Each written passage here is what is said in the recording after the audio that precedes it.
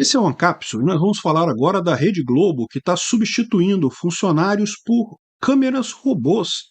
Olha que coisa, hein? Será que o desespero chegou nesse nível mesmo? Ou será que, por outro lado, a Rede Globo está investindo em algo significativo? Vamos entender essa história. Essa notícia foi sugerida por John 27, Dudu Indo e várias outras pessoas. Obrigado aí ao pessoal que sugeriu a notícia. Obrigado a você que está assistindo o nosso vídeo. Se você gosta do nosso conteúdo, por favor, deixe o seu like e se inscreva aqui no canal, né? Pois bem, olha só que coisa, né? A notícia é que a Globo faz testes com câmeras robôs para substituir equipes, e isso preocupa os funcionários, né? Vocês sabem, a Rede Globo está fazendo o movimento correto. O movimento correto para grandes empresas de mídia no momento é diminuir de tamanho. É isso aí mesmo, não tem alternativa. Há pouco tempo atrás, a Rede Globo reinava sozinha na informação brasileira, né?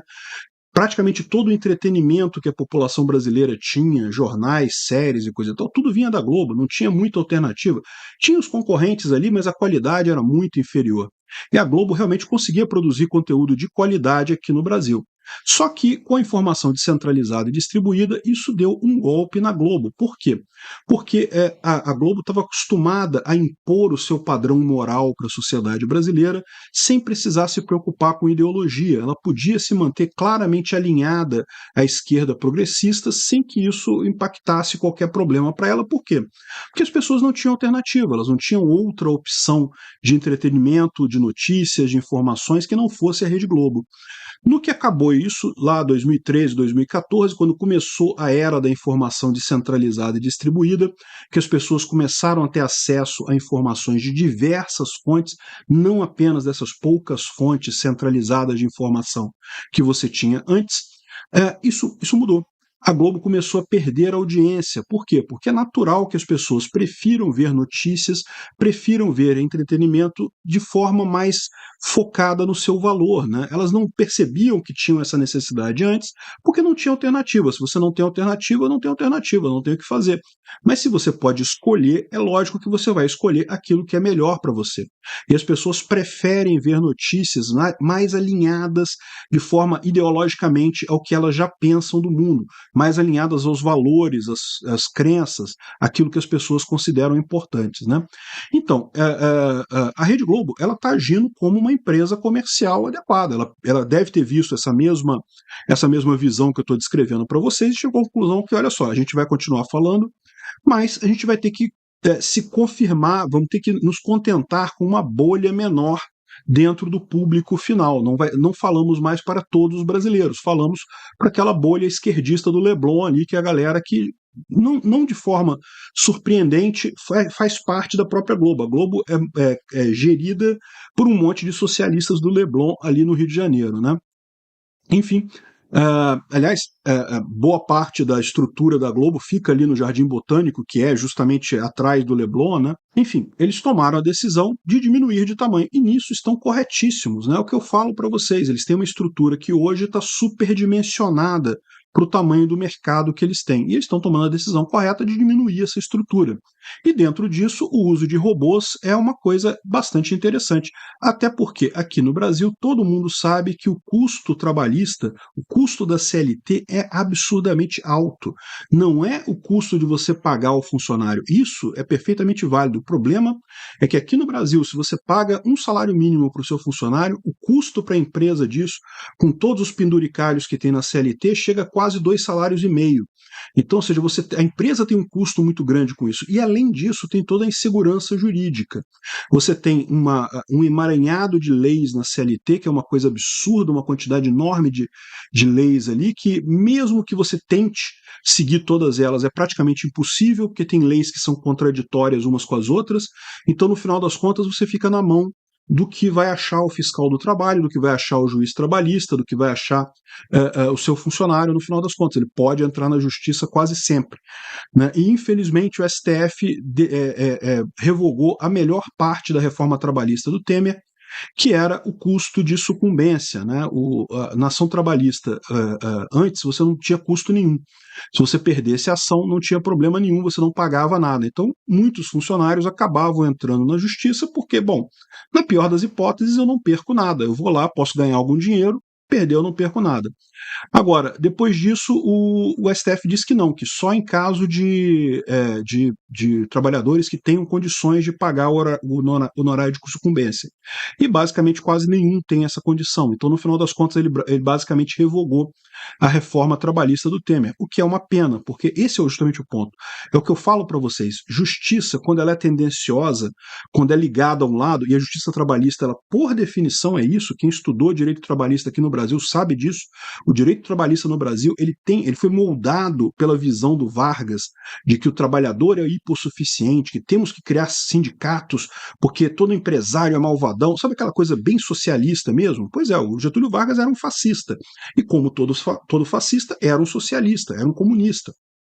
Então, ele acreditava que o sindicalismo queria resolver o problema aqui no Brasil. E daí criou essa história de lei trabalhista, que é uma justiça à parte da justiça normal.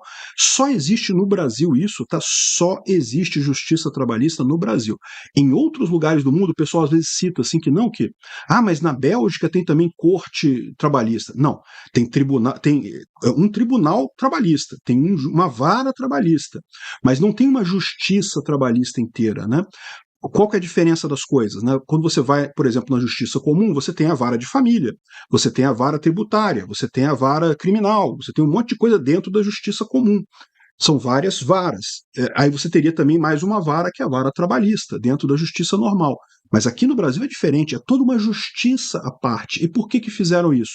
Justamente porque é uma justiça que deve privilegiar o trabalhador.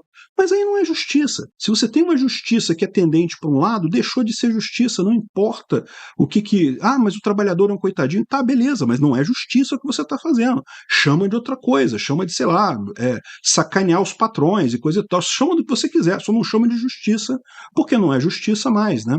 E é uma jabuticaba brasileira, uma coisa que só existe aqui no Brasil, que não tem lógica nenhuma e que acaba envenenando essas relações trabalhistas no Brasil. Por isso é tão caro você contratar aqui no Brasil e por isso é tão difícil você empreender por aqui, né?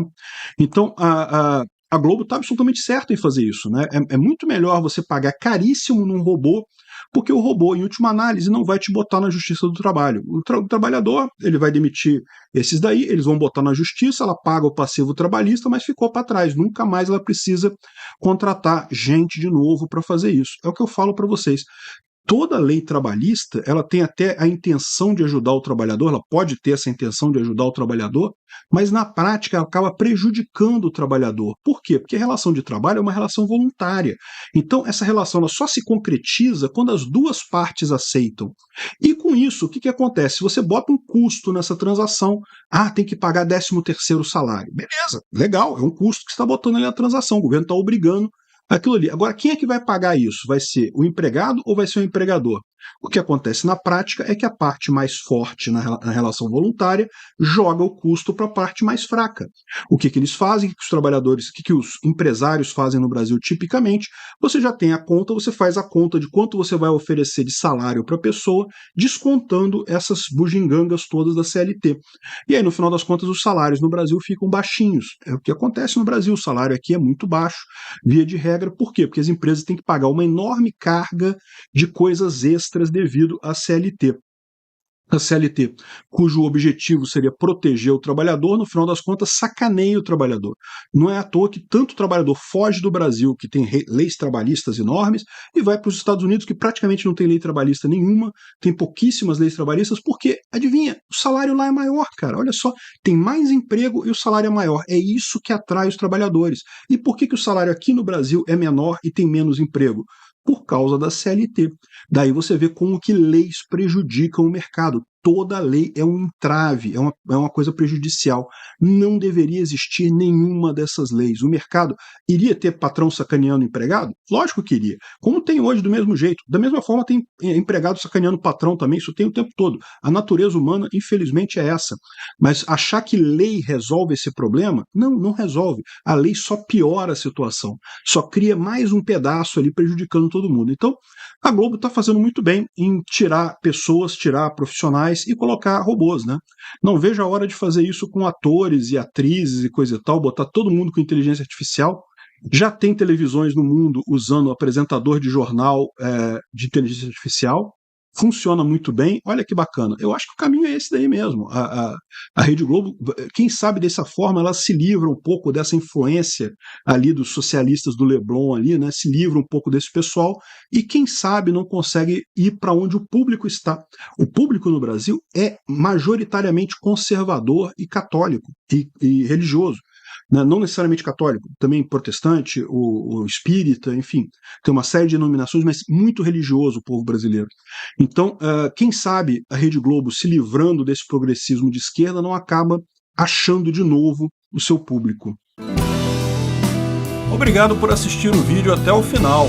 Além de curtir, compartilhar e se inscrever no canal, considere se tornar patrocinador com valores a partir de R$ 1,99. Clique no botão Seja Membro abaixo para saber as condições e vantagens de patrocinar o canal. Mais informações sobre o nosso projeto, visite nossos sites indicados na tela.